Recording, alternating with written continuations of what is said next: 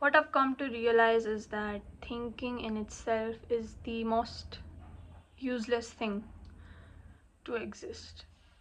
It just gives you more misery and misery, So there's this one side of us that is our mind, right? The logic, the ego. And there's another side which is our true side, which is the self, which is the infinite, which is the immortal, which is consciousness. Our real self is this part, and our mind is the limited part which sees this whole and assumes it to be real. Just look at the nature of the mind, it just never feels complete. One moment it's one thing, another moment it's another thing. It's always changing. It cannot stick to one thing, right? But there's this witness, there's this awareness that is watching everything, which is the real you actually.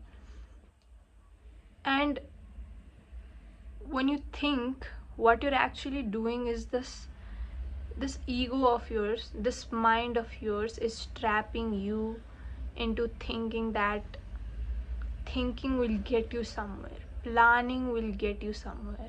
It gets you nowhere. You think I'll do this, you think I'll do that, you plan, but what happens at the end of the day? You forget and you do not stick with your plan, right? This is the nature of the brain. One time it is all full of energy, planning, thinking. The very next moment it's all gone. This is the nature of the mind. Thinking in itself is very futile.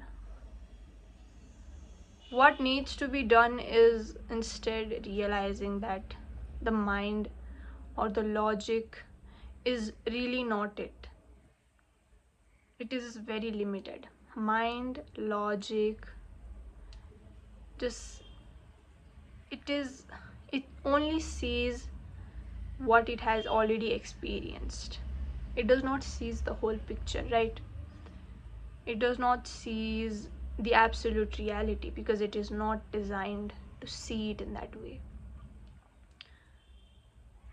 Logic also, if you look at some of the great mathematicians or discoveries made in the world, for example Ramanujan, right? He was one of the greatest mathematicians to ever exist, and he used to say that his equations or his answers, it didn't came out of logic or the mind. He got most of his equations from his dream state, which is not logic.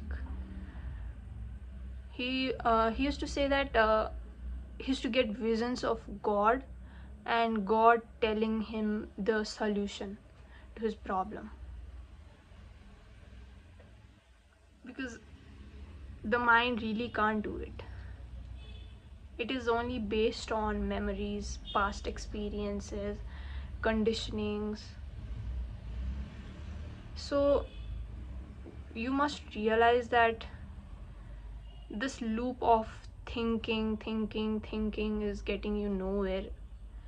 Instead, what just needs to be done is that you don't really have to plan or think anything at all, because you as your real self, pure witness, consciousness, you are enough. There's nothing that needs to be feared about, or there's nothing that needs to be done. There's nothing that needs to be achieved now,